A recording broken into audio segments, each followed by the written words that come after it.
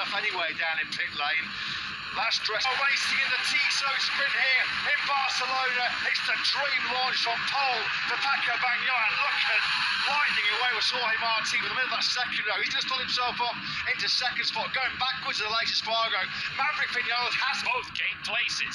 Yeah, you could see a 3-second penalty coming your way there. There is Binder then as they power through turn number 9 up to 275 kilometers an hour now. Fourth gear, then back 2 gears for this very, very tricky tight turn 10. It's a fact, kicking himself out of trouble. He still leads. Well, Binder likes a sprint comeback, doesn't he? And he was certainly leading it late on the brakes there to get on the inside of Marco Benzecchi, who's lacking a little bit of confidence potentially as Oliveira now fights back on Marc Marquez. That battle's been going on since the first. He really wide and maybe susceptible to a move coming from Marc Marquez. We'll try and find a replay of that, but it looks like Benzecchi was the victim of some Oliveira aggression there. All fair and love and war as they come into that turn 10. Out of the final call then. Paco Bagnaia. Well, exactly sky high coming into this sprint, but Brad Binder is staring at the back of Maverick Vinales and a potential sprint podium.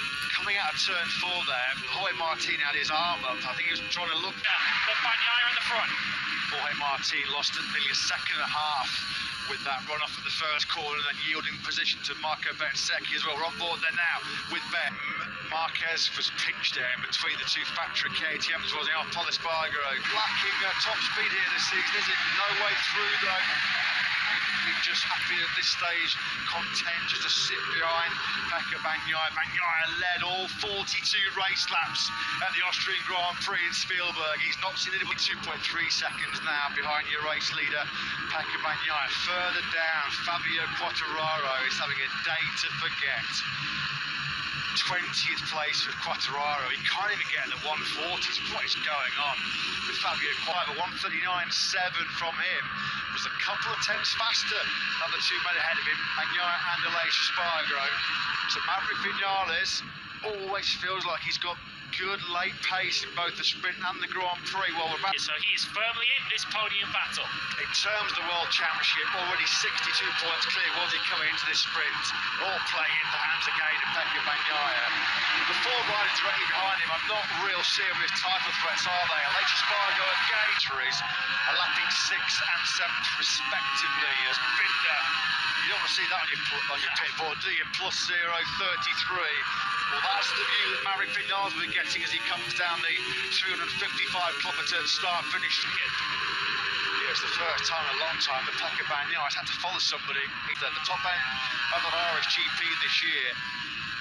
Not a lot of room for with Aleix Spargo, but he's not getting any closer to him. If anything, he's coming under a little bit more pressure from the Vinales, Binder, Oliveira trio who are right behind him in 3rd, 4th and 5th. Of course, Aprilia have never won a sprint. They've never had a 1-2 of it. And Marquez, who is quickly dispensed up behind him, is Fabio Quartararo, who has picked up a couple of places lately. He's up, and I say up, into 18th place, which tells you the situation that the 3-time Catalan Grand Prix winner in all classes is a rider that can find himself sitting comfortably in the 139s. 139.6, a full half a second quicker than Bagnaia on that previous lap. This is game over. In terms of the spectacle there, it's now down to Maverick that dream double, that dream 1-2. What can Maverick Vinales do? He's got massive support as well. There's a big dedicated yellow gaggle of fans supporting Maverick Vinales, and they drop down through turn 13 then.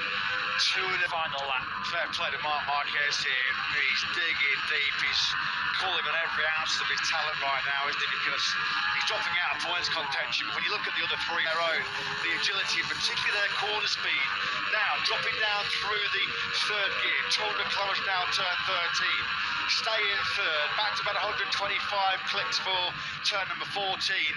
This man, though, is long gone. Corner on the circuit, 1st gear, down to 65 kilometers an hour. So surely, on the previous lap, Vinales gained a lot of time on Bagnaia in the braking zone for turn. Maverick Vinales a narrow 3rd. He missed 2nd by just 0.05 of a second. Brad Binder, one of his traditional charges from a lowly grip position.